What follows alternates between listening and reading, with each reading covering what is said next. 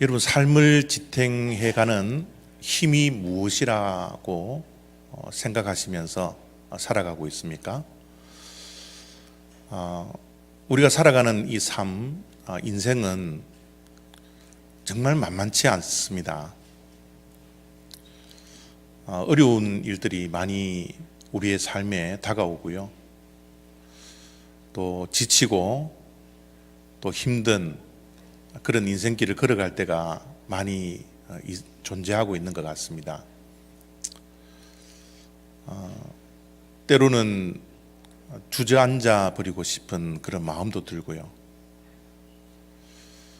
때로는 내가 가는 이 길이 맞는 길인지 확신이 없어서 방황할 때도 있고요. 또 때로는 외로움 속에 하루하루를 살아갈 때가 있고요. 인생의 많은 짐들로 인해서 주저앉고 또 쓰러져 있는 그런 인생길을 걸어갈 때가 많이 있죠. 여러분, 이럴 때 우리를 일으켜 세워주는 힘이 무엇입니까? 여러분들에게는 어떠한 힘이 쓰러져 있는 나를 일으켜 세워준다라고 생각하십니까? 어떤 분들은 꿈이 나를 일으켜 세워주는 힘이다. 어떤 이들은 사명이 나를 일으켜 세워줍니다. 어떤 이들은 인생의 목표가 나를 세워주는 힘입니다. 어떤 분들은 사랑이 공고한 나를 일으켜 세워주고 있습니다. 어떤 이들은 우리의 자녀들 때문에, 자녀로 인하여서 쓰러지고 넘어져 있을 때 일어날 수 있는 힘이 생겨집니다. 라고 각자가 가지고 있는 삶을 지탱하는 힘들이 분명히 한 가지 이상씩 있으리라 그렇게 생각이 듭니다. 2019년 들어서 우리가 사도행전을 보고 있는데요. 여러분, 사도행전은 기적만 있는 것이 아닙니다. 사도행전 안에는 기쁜 일들만 존재하지 않아요. 오히려 사도행전 안에는 어려움이 있고요, 고난이 있고요, 고통이 있고요, 매맞음이 있고, 감옥에 갇히는 일이 있고, 오해가 있고, 핍박이 있고, 시련이 있고, 심지어 순교의 모습까지 있는 것이 사도행전의 모습입니다. 사도행전을 읽어보면 이런 고난과 시련 가운데서 그 사도들의 행진을 이어가게 하는 그 무엇이, 어떤 그 힘이 이 사도행전에 존재하고 있더라고요. 쓰러질 듯 쓰러질 수 있는 그런 상황 속에, 또 교회의 핍박을 통하여서 교회가 무너질 수 있는 그런 상황 속에서도 무너지지 않고 버티고 견딜 수 있는 그 무언가의 힘이 이 사도행전 속에는 분명히 있습니다. 우리가 잘 알고 있듯이 초대교회의 역사를 한번 생각해 보십시오. 초대교회의 역사는 우리가 상상할 수 없는 핍박이 교회에 주어졌습니다. 교회가 곧 무너질 것 같이 엄청난 핍박으로 인하여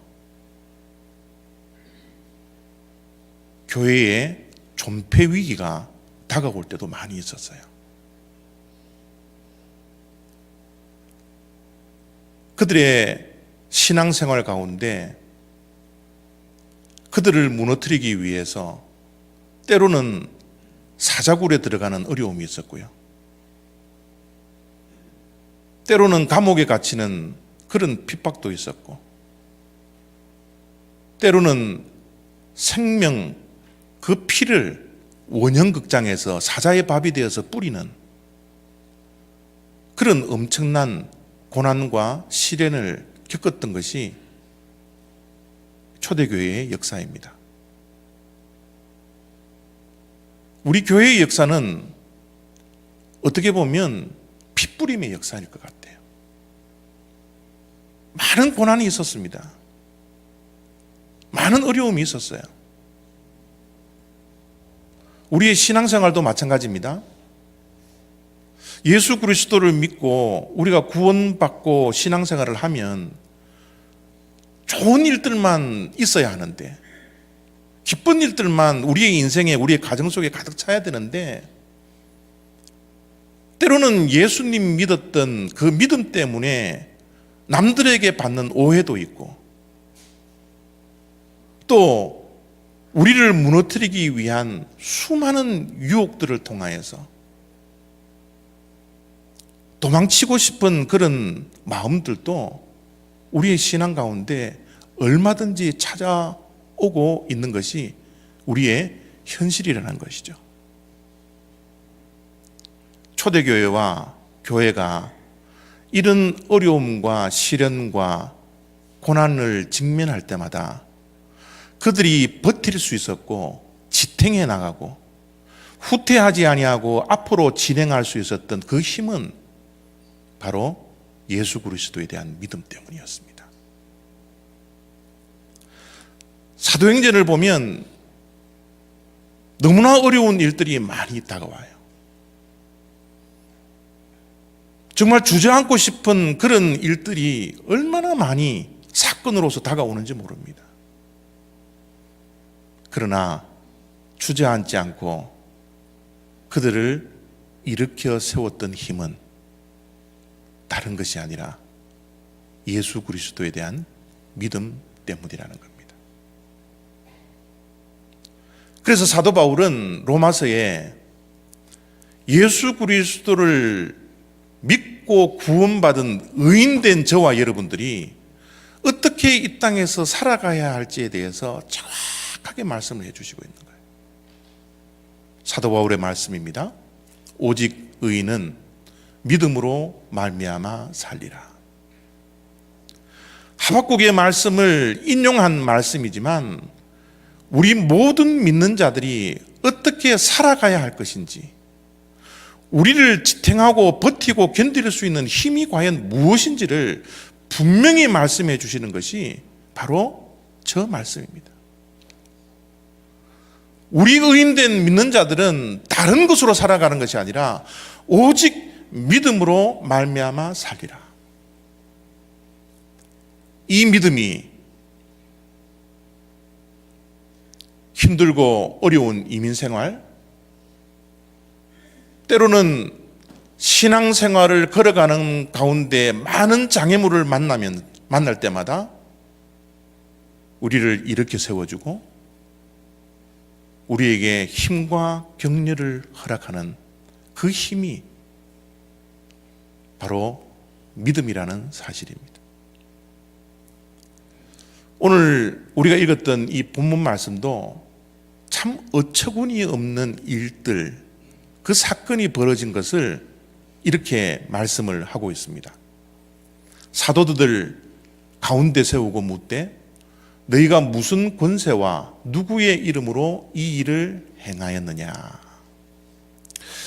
이 일을 행하였느냐 할 때에 이 일은 지지난주에 우리가 말씀을 보았던 것처럼 나면서부터 안진뱅이였던 그 절망적인 사람을 베드로가 예수의 이름으로 일어나 걸으라 말씀을 선포했을 때 절망이 희망으로 바뀌는 기적의 사건을 이야기를 하고 있습니다.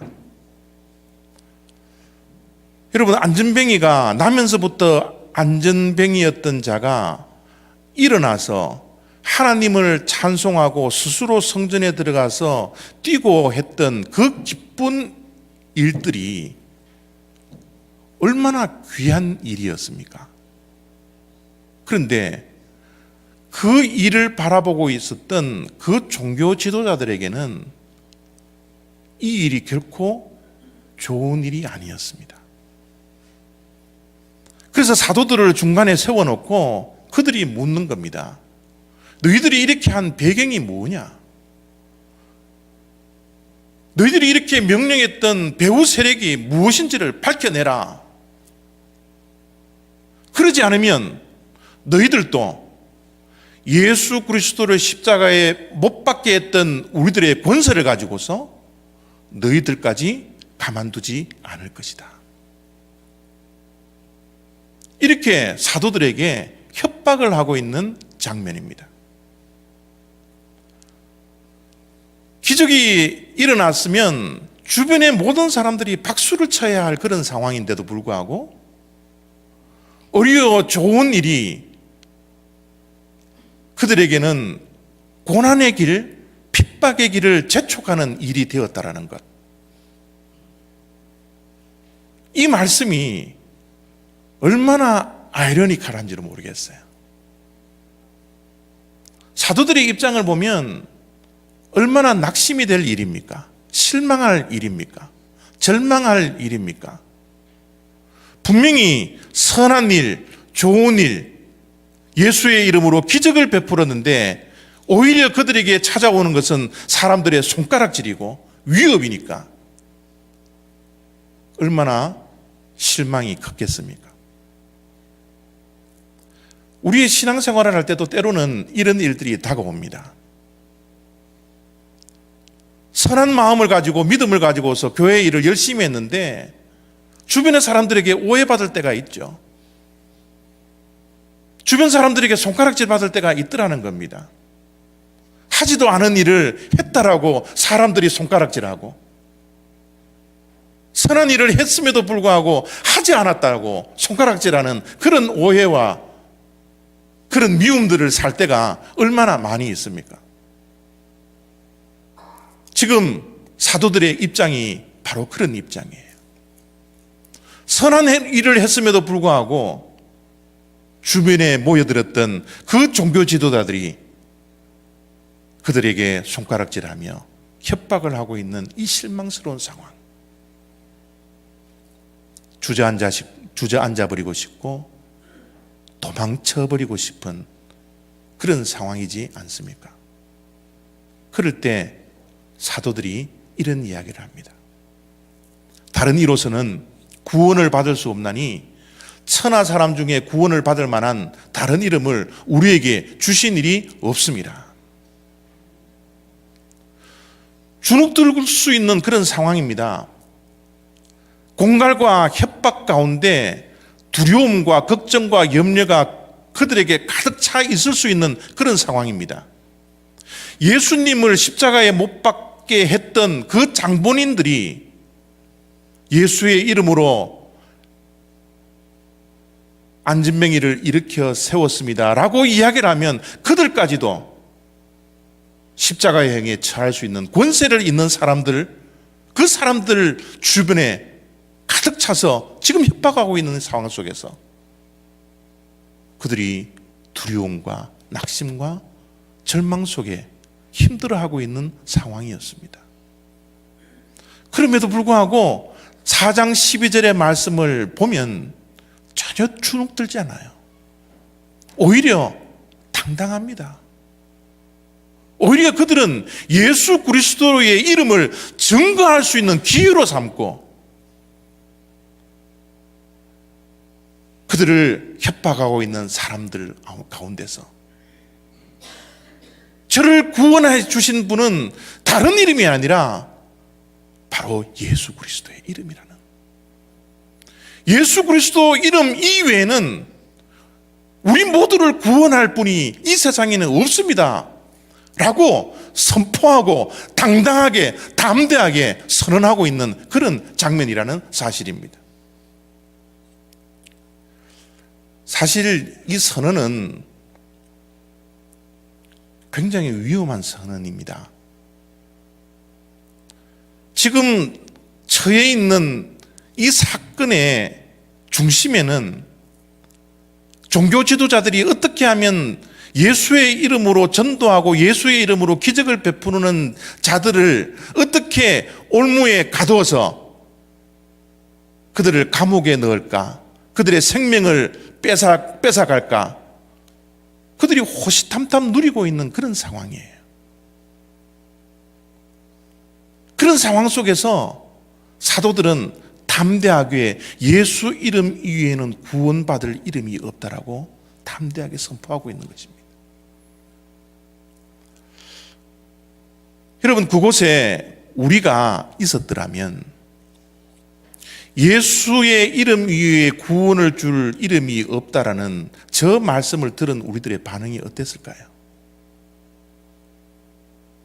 호전적일까요? 받아들일 수 있을까요? 아니면 더 마음에 미움과 분노가 쌓였을까요? 우리가 인생을 살아가다 보면 많은 인간관계를 가지며 살아갑니다. 여러분, 많은 인간관계를 살아가는 것 가운데 제일 상대하기 싫은 사람이 여러분들에게 존재합니까? 어떤 자가 인간관계에 있어서 제일 상대하기 싫은 사람 가운데 하나예요. 저 경우는 그렇더라고요. 자기만 옳고 남은 다 틀렸다라고 이야기하는 사람.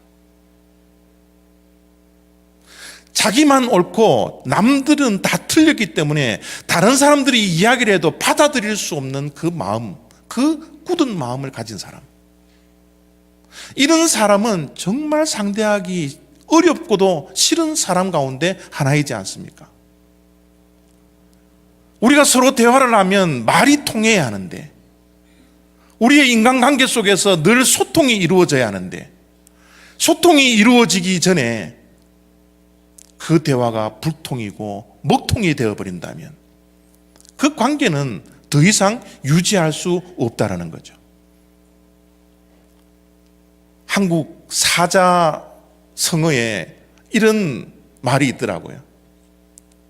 불통, 소통. 통하지 않으면 고통이 따라온다라는 거예요. 서로 말귀가 통해야 되는데 말귀가 통하지 않습니다. 좋은 이야기를 했는데 그 좋은 이야기를 받아들이지 않습니다. 부부의 관계 속에서도, 자녀와 부모의 관계 속에서도, 성도와 성도의 관계 속에서도, 목회자와 성도의 관계 속에서도 이 대화가 소통이 되어야 하는데 소통이 되지 않을 때는 고통이 뒤따른다라는 것, 우리가 너무나 잘 알고 있지 않습니까? 지금 사도들이 종교 지도자들 앞에서 하는 이야기는 어떻게 보면 소통을 거부하고 있는지도 모르겠어요. 얼마나 베드로가 했던 그 말이 독선적이고 배타적인지를 모르겠습니다. 다시 한번 4장 12절 말씀을 한번 보십시오. 다른 이로서는 구원을 받을 수 없나니 천하 사람 중에 구원을 받을 만한 다른 이름을 우리에게 주신 일이 없음이라. 이것만큼 독선적인 언어가 어디에 있습니까? 더 이상 너희들과는 소통하지 않겠다라고, 여러분, 사람들의 말문을 막아버리는 그런 모습이지 않습니까?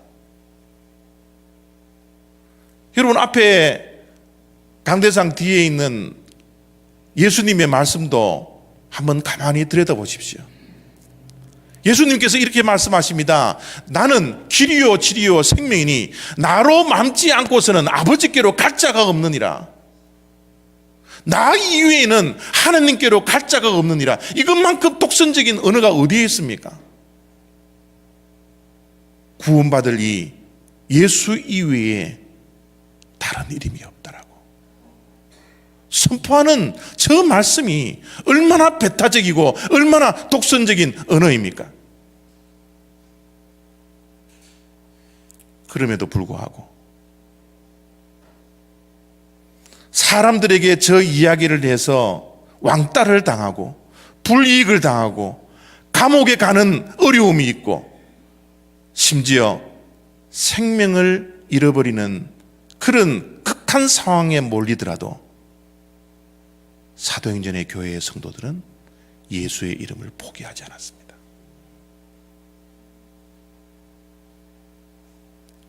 초대교회 성도들에게 그 극한 핍박이 찾아온다 할지라도 그들은 예수의 이름을 포기하지 않았습니다. 오늘날 우리들에게도 동일한 도전이 있습니다. 교회에 대한 세상의 요구가 무엇입니까? 너희들이 붙들고 있는 그 예수를 내려놓아라는 거예요. 예수가 전부라고, 예수가 우리의 삶의 이유라고 살아가는 우리들에게 예수만이 구원이 있는 것이 아니라 우리 종교에도 구원이 있다라고, 모든 구원의 방법을 받아들이라고, 예수를 놓아라고 우리들을 위협하고 우리들에게 말씀하고 있는 것이 지금 이 세상에, 이 시대의 요구라는 사실, 우리가 잊어서는 안 됩니다. 그럼에도 불구하고 우리는 붙들고 있는 이 예수를 놓을 수가 없는 거예요. 예수의 이름을 포기할 수 없는 것입니다. 왜냐하면 예수님만이 진리이기 때문에 그래요. 세상 사람들은 우리를 독선적이다, 우리를 배타적이라고 우리를 왕따시키는 일들이 있을 수 있지만 우리는 진리를 붙들기 때문에 내가 붙들고 있는 이 예수를 놓을 수가 없다라는 겁니다. 지난 주일날 이준석 선교사님의 간증을 여러분 기억하십니까?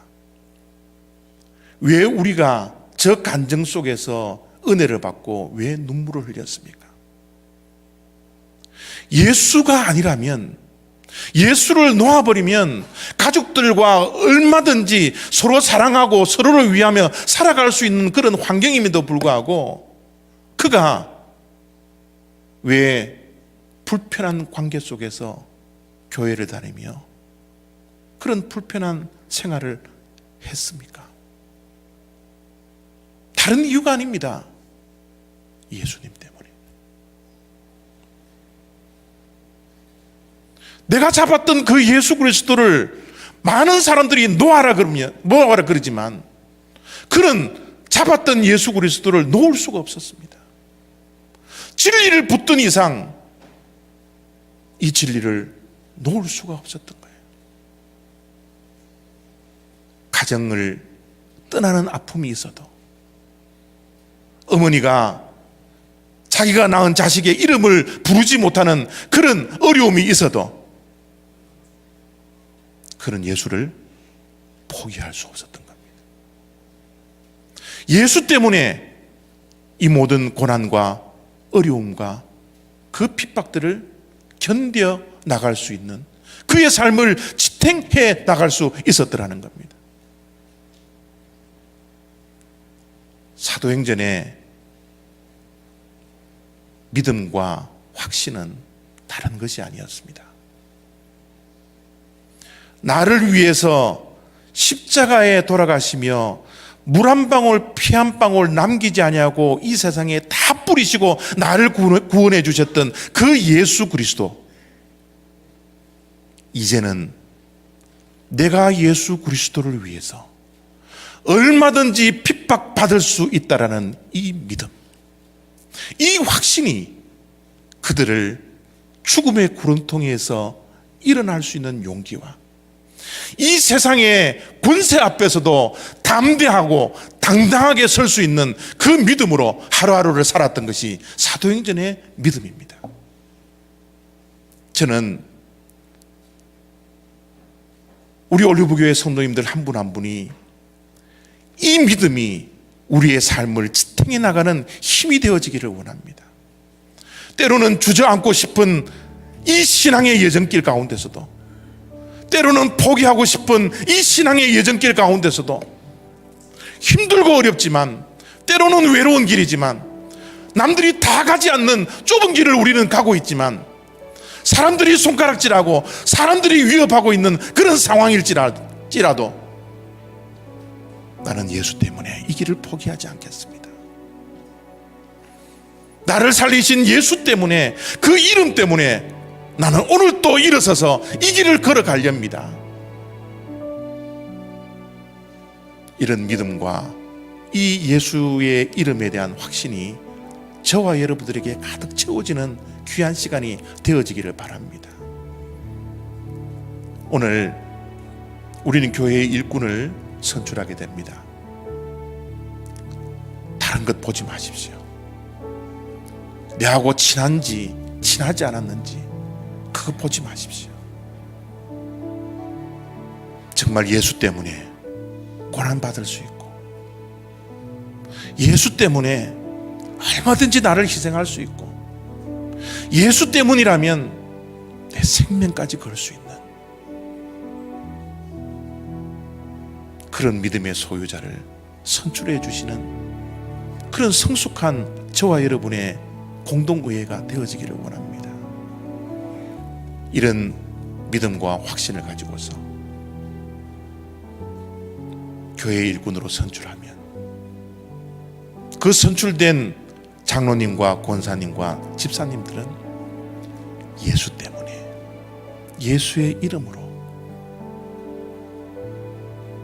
하나님을 기쁘게 해드리는 그런 귀한 주님의 종들이 다 되시기를 부탁드립니다. 기도하겠습니다.